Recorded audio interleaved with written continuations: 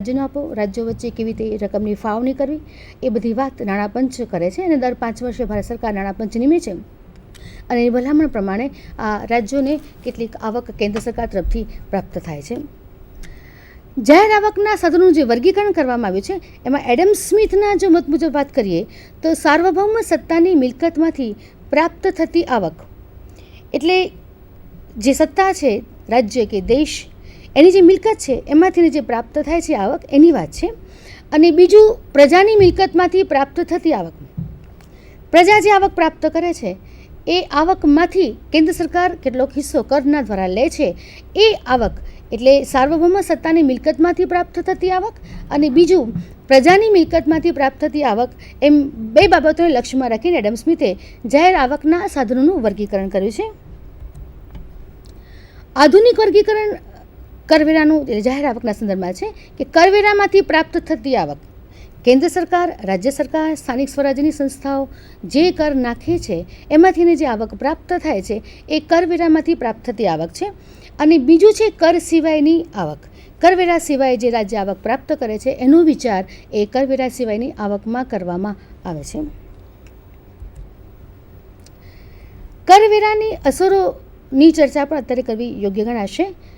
મિત્રો, કરવેરા ભરવા આમ સામાન્ય રીતે કોઈને ગમતા નથી અને એક કહેવત પણ બહુ સુંદર છે કે જન્મ, કરવેરા અને મૃત્યુ ત્રણેય નિશ્ચિત છે.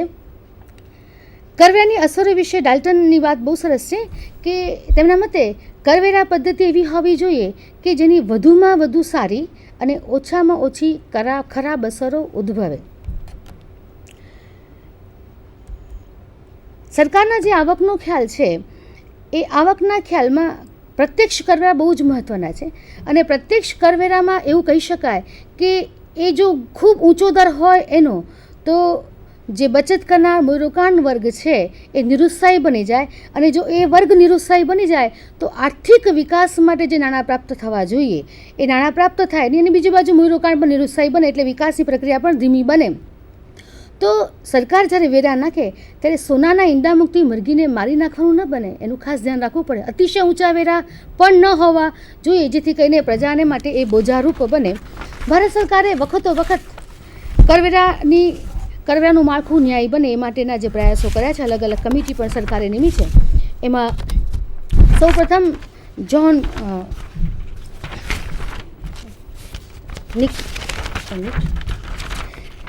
કરવેરા માટે સરકારે સૌપ્રથમ 1951માં જ્હોન મથાઈના અધ્યક્ષપણા હેઠળ એક કરવેરા તપાસ પંચની નિમણૂક કરી હતી. 1954માં તેમણે અહેવાલ રજૂ કર્યો અને એ અહેવાલમાં એમણે કરવેરા નીતિના વિવિધ ઉદ્દેશોની વિસ્તૃત ચર્ચા કરી છે અને આ ઉદ્દેશો પૂર્ણ થાય એ રીતે કર માળખું કેવી રીતે ગોઠવી શકાય એની માટે સરકાર પણ પ્રયત્નશીલ રહી છે. ત્યારબાદ બીજી પંચવર્ષીય યોજના દરમિયાન કેમ્બ્રિજ અર્થશાસ્ત્રી ડૉક્ટર કાલ્ડોરે ભારતીય કરમાળખું ન્યાયી બનાવી શકાય તે માટે ઇન્ડિયન ટેક્સ રિફોર્મ નામનો અહેવાલ રજૂ કર્યો. ત્યાર પછી ત્યાગી કમિટી 1964માં, બુથલિંગમ કમિટી 1967માં, રાજ કમિટી 1969માં, વાંછુ કમિટી 1972માં સરકારે નિમી. આ સમિતિના અધ્યક્ષોએ જે સૂચનો કર્યા એ સૂચનો મોટાભાગે ભારત સરકારે સ્વીકાર્યા છે. એક સમય 1974-75માં આવકવેરાનો મહત્તમ દર 74 પોઈન્ટ સમથિંગ હતો. એટલે એટલો બધો ઊંચો દર જ્યારે નાખવામાં આવે ત્યારે સ્વાભાવિક છે કે એને કારણે કરચોરી થાય. વાંચુ સમિતિએ આ બાબતમાં ખાસ નોંધ લીધી અને પછી ધીરે ધીરે પ્રત્યક્ષ કરવેરા દરમાં ઘટાડો થયો છે અને આજે 8 લાખની ઉપરની આવક ઉપર 30% લેખે ઇન્કમટેક્સ લેવામાં આવે છે. સરકારની જે આવક છે એમાં જે છેલ્લા ડેટા છે, આંકડાકીય માહિતી છે, એમાં એવું વિશ્લેષણ છે કે પ્રત્યક્ષ કરવેરાનો હિસ્સો શરૂઆતમાં ખૂબ ઓછો હતો અને હવે છેલ્લા વર્ષોમાં પ્રત્યક્ષ કરવાનો ફાળો વધતો ગયો છે અને પરોક્ષનો ફાળો સાપેક્ષ રીતે ઘટતો ગયો છે. અને આ જે પ્રક્રિયા છે એ ઉદારીકરણનું પરિણામ છે અને પરોક્ષ કરવાનો બેનિફિટ એ છે કે તમે સમાજના વિશાળ વર્ગને કરવેરા દ્વારા આવરી લો છો અને એ દ્વારા તમને આવક પ્રાપ્ત થાય છે. એટલે એ રીતે જાહેર આવક, કારણ કે વધતા જાહેર ખર્ચની સામે આવકનું પ્રમાણ પણ સરકારે વધારવું ખૂબ આવશ્યક છે. અને એટલે જ હવે સમતોલ અંદાજપત્રનો જે પ્રશિષ્ટ કન્સેપ્ટ હતો કે અંદાજપત્ર સમતોલ હોવું જોઈએ, એને બદલે અંદાજપત્ર ખાદ્યવાળું હોઈ શકે.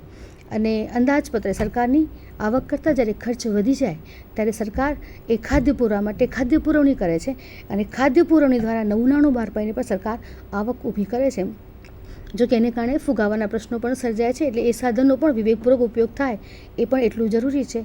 આવક વિવિધ માધ્યમો દ્વારા સરકાર, કેન્દ્ર સરકાર, રાજ્ય સરકારો, સ્થાનિક સ્વરાજ સંસ્થાઓ એકત્રિત કરે છે. વિદેશી મદદ પ્રાપ્ત થાય છે, ગ્રાન્ટ મળે છે. વિદેશી સંસ્થાઓ પણ દેશના વિકાસ માટે સહાય આપે છે. પણ આ બધાનો યોગ્ય ઉપયોગ થાય એ પણ એટલું જ જરૂરી છે. સામાન્ય રીતે આપણા બધાને એવો ખ્યાલ છે કે કરવેરા આપ્યા પછી પણ એમાં કરચોરીનું પ્રમાણ ઘણું બધું ઊંચું છે. પ્રત્યક્ષ કરવેરામાં કરચોરીનું પ્રમાણ, જે સમાંતર અર્થતંત્ર એને આપણે કહીએ, કાળું નાણું, બ્લેક મની, તો કરચોરીનું પ્રમાણ કેમ થાય છે એ આપણા માટે પણ ચર્ચાનો વિષય છે. અને છેલ્લા વર્ષોમાં કાળું નાણું એ ઝડપથી વધતું રહ્યું છે, અને એ માટે આપણી ખામીયુક્ત કર વ્યવસ્થા પણ કદાચ જવાબદાર કહી શકાય. અને એ માટે સરકારે વહીવટી તંત્રને વધુ કાર્યક્ષમ બનાવવાની પણ એટલી જ આવશ્યકતા રહી છે. મિત્રો, સંગીતે બેને જે વાત કરી, સરકારની આવક, રાજ્યની આવક, પબ્લિક રેવન્યુ છે. ઇકોનોમિક્સમાં આ માટે બે કોન્સેપ્ટ છે, બે ખ્યાલ છે રાજ્યની આવકના. એક ખ્યાલ છે પબ્લિક રિસિપ્ટ અને બીજો ખ્યાલ છે પબ્લિક રેવન્યુનો. પબ્લિક રિસિપ્ટનો જે ખ્યાલ છે, ખ્યાલ એ થોડો બ્રોડ છે. એમાં બધા જ પ્રકારની રાજ્યની બધા જ પ્રકારની આવકનો સમાવેશ થાય. જ્યારે પબ્લિક રેવન્યુની જે ઇન્કમની વાત છે, આવકની વાત છે, મહેસૂલી આવક તમે જેને કહો છો, એ મહેસૂલ, એ આવકનો જે ખ્યાલ છે, ખ્યાલ બહુ સીમિત છે. સરકારની જે આવક છે, આવકને ટેક્સ રેવન્યુ અને non tax revenue, that is કરની આવક અને કર સિવાયની આવક, એવા બે ભાગમાં વહેંચવામાં આવે છે. આપણું જે બંધારણ છે, બંધારણમાં સમવાય માળખું છે. કેન્દ્ર સરકાર, જેને તમે મધ્યસ્થ સરકાર કહો છો, આપણે કેન્દ્ર સરકાર કહીએ છીએ, સેન્ટ્રલ ગવર્મેન્ટ, એની જવાબદારીઓ અને એના નાણાકીય સ્ત્રોત એ રાજ્ય સરકારો જે છે, રાજ્ય સરકારોની જવાબદારીઓ અને રાજ્ય સરકારની નાણાકીય સ્ત્રોત કરતાં હંમેશા વધારે રહેવાના. ત્રીજું, કે જે લોકલ બોડીઝ છે, લોકલ ગવર્મેન્ટ જેને કહેવાય, સ્થાનિક સ્વરાજની સંસ્થાઓ છે, ગ્રામ પંચાયત છે, તાલુકા પંચાયત છે, કે પછી તમારી નગર પંચાયત, નગરપાલિકાઓ, મ્યુનિસિપલ કોર્પોરેશન્સ છે, કે જે સ્થાનિક લેવલે લોકોને કેટલીક સેવાઓ પૂરી પાડે, સ્થાનિક લેવલે વ્યવસ્થાઓ સંભાળે છે. પણ એ બધામાં સૌથી વધારે આવકના જે સ્ત્રોત છે, સ્ત્રોત એ કેન્દ્ર સરકાર પાસે હંમેશા વધારે હોય છે. કેન્દ્રની જે જવાબદારીઓ છે, જવાબદારીઓ, રાજ્યની જે જવાબદારીઓ છે, જવાબદારીઓ એ આપણા બંધારણમાં બહુ સ્પષ્ટ રીતે વહેંચી દેવામાં આવી છે. અને એની સાથે જ સમયના જુદા જુદા તબક્કે એનું મૂલ્યાંકન થાય, એનું અવલોકન થાય અને એમાં સુધારા થયા કરે. અને સાથે સાથે સાધનના જે આવકના સાધન છે, આવકના સાધનોની પણ વહેંચણી એ રીતે કરવામાં આવે છે. મોટે ભાગે આપણે ત્યાં સંગીતાબેને કહ્યું તેમ કે નાણાં પંચ જે દર 5 વર્ષે કેન્દ્ર સરકાર નિમે છે, એ નાણાં પંચ કેન્દ્રની જે આવક છે, કેન્દ્રની આવકમાંથી રાજ્યોને ગ્રાન્ટના સ્વરૂપમાં કેટલો હિસ્સો મળી શકે અથવા તો મળે એ અંગે ભલામણ કરતી હોય છે. અને એ ભલામણોને ધ્યાનમાં લઈ અને નાણાં પંચની આ ભલામણોને ધ્યાનમાં લઈ અને કેન્દ્ર સરકાર એ રાજ્યોને તેમના સાધનો પૂરા પાડે. બીજું કે કેટલીક યોજનાઓ એવી હોય કે જે દેશના બધા જ લોકોને લાભદાયી હોય, એ યોજનાઓ કેન્દ્ર સરકાર બનાવે અને કેન્દ્ર સરકાર વતી રાજ્ય સરકારો એ યોજનાઓનો અમલ કરે. તો એ માટે જે ફંડ જોઈએ, એ ફંડ પણ કેન્દ્ર સરકાર પૂરું પાડતી હોય. તો જવાબદારીઓની સાથે આવકના જે સ્ત્રોત છે, સ્ત્રોત પણ એટલા જ મહત્ત્વના બની જાય છે. મિત્રો, આજે કર્મચારીઓ, જાહેર સેવકો કે ગવર્મેન્ટ સિવાયની જે બોડી છે કે જેની સાથે સંકળાયેલા લોકો કામ કરી રહ્યા છે, એમના વેતનનો ખર્ચ સતત વધતો રહ્યો છે. આપણે ત્યાં તમે જો છેલ્લા ઘણા વર્ષોથી, તો એ વેતન ખર્ચ વધે છે. એટલે રાજ્યની એ જવાબદારી બને છે કે વધારાના સાધનો ઊભા કરવા. અલ્ટિમેટલી વધારાના સાધનો ઊભા કઈ રીતે કરવા, એ માટે લોકો ઉપર બર્ડન નાખવું, અને બર્ડન નાખવા માટે સરકાર પાસે એક બહુ હાથવગું સાધન છે, ટેક્સનું છે. પણ જેમ બેને કહ્યું કે ઉદારીકરણ અને વૈશ્વિકરણના પરિણામે આજે ટેક્સ બર્ડન છે, બર્ડન ઘટે, ટેક્સ રેટ ઘટે, કરચોરી ઘટે, તો સરકારે પોતાની આવકના જે સાધનો છે, સાધનો મેળવવા માટે એનો વ્યાપ વધારવો પડે. બીજું, એને કરકસર કરવી પડે, વહીવટી કાર્યક્ષમતા કેળવવી પડે. જાહેર ખર્ચ અગાઉ મેં કહ્યું તેમ સતત વધતું રહે છે, તો એ ખર્ચને પહોંચી વળવા માટે કર સિવાયની પણ બીજી જે આવકો છે એ આવકો, અને ખાસ કરીને એમાં બે આવક બહુ મહત્ત્વની છે મિત્રો. એક દેવું, જાહેર દેવું જેને પબ્લિક ડેપ્ટ કહીએ છીએ આપણે, એ આંતરિક દેવું હોય અથવા તો બાહ્ય દેવું હોય. આંતરિક દેવું કે જે સરકાર પોતાના દેશના લોકો પાસેથી, પોતાના દેશની નાણાકીય સંસ્થાઓ પાસેથી લોન લે.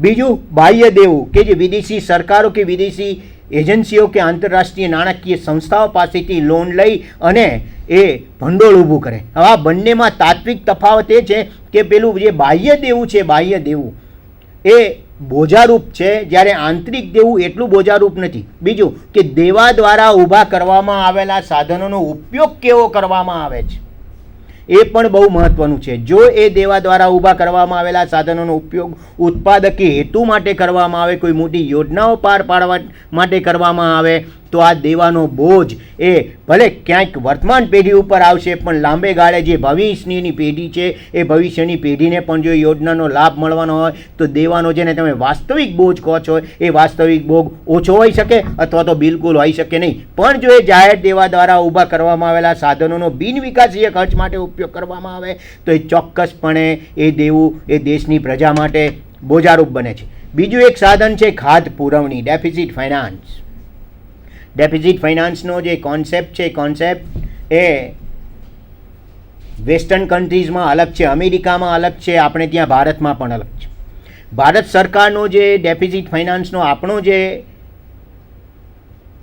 ખ્યાલ છે, ખ્યાલ એવો છે કે ભારત સરકાર પોતાની અંદાજપત્રની, ખાસ કરીને મહેસૂલી ખાધ છે, મહેસૂલી ખાધને પૂરવા માટે દેશની મધ્યસ્થ બેંક, દેટ ઇઝ કે આપણી જે રિઝર્વ બેંક છે, રિઝર્વ બેંક ઓફ ઇન્ડિયા પાસે પોતાના ટ્રેઝરી બિલ વટાવે અથવા તો એની પાસેથી લોન લે છે.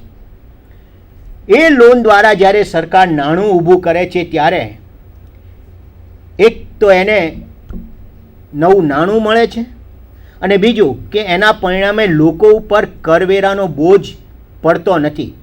પોલિટિકલી તમે જોવા જાઓ તો એના બે બેનિફિટ છે. એક તો કે વાસ્તવિક રીતે લોકો ઉપર એનો કોઈ બોજો નહીં પડે, અને બીજું કે વધારાના ખર્ચ માટે સરકાર જો ખાધ પુરવણીનો આશ્રય લે છે તો એને કોઈ પણ જાતના પ્રજા ઉપર બર્ડન નાખ્યા વિના પણ સાધનો મળવાના છે. પણ એ સાધનોનો ખર્ચ કરીને અર્થકારણમાં કુલ નાણાંનો પુરવઠો વધતો હોય, નવી આવકોનું સર્જન થતું હોય, પણ સામે જો વસ્તુઓ અને સેવાઓનો પુરવઠો ના વધે તો પરિણામે આવે કે ખાધ પુરવણી એ મોટે ભાગે એવો અનુભવ છે કે જો એનો વિવેકપૂર્વક ઉપયોગ નહીં કરીએ તો એ હંમેશા ફુગાઓ ઊભો કરે છે, અને ફુગાઓ એ અલ્ટિમેટલી સમાજના મોટા ભાગના વર્ગ, અને ખાસ કરીને જે પછાત વર્ગ, નબળા વર્ગ, મધ્યમ વર્ગના લોકો છે એના માટે હાનિકારક પુરવાર થયો છે. ભાવ વધતા જાય પણ સામે લોકોને એ સેવાઓને મળતું નથી. તો એ કારણોસર આવકના જે સાધનો છે, સાધનોનો પણ રાજ્યે એવી વિવેકપૂર્ણ ઉપયોગ, જેમ ખર્ચની બાબતમાં મેં કહ્યું તેમ ખર્ચ કરવામાં પણ અમુક લિમિટ એ બહુ જરૂરી છે.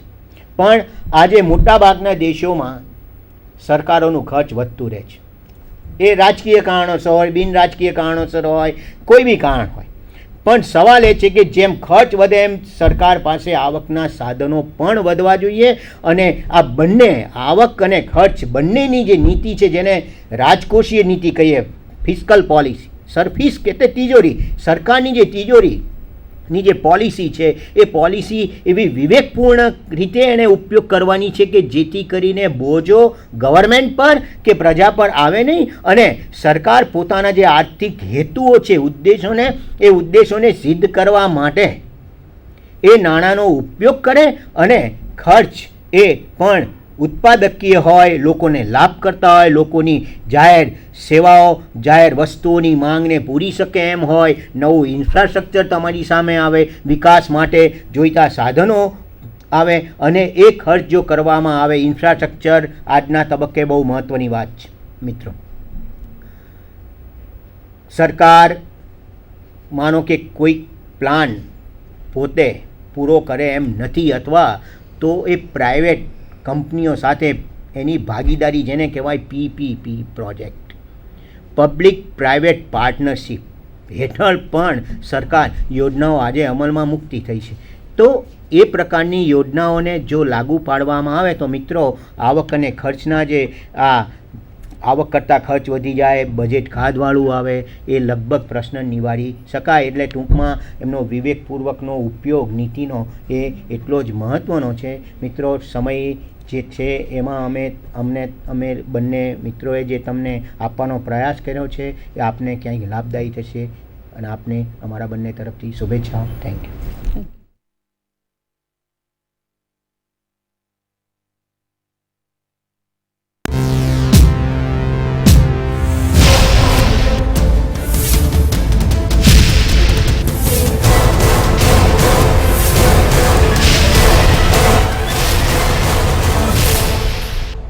Sandhan.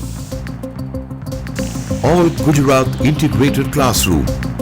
સેટેલાઇટના માધ્યમથી જોડતી કડી એટલે સંધાન.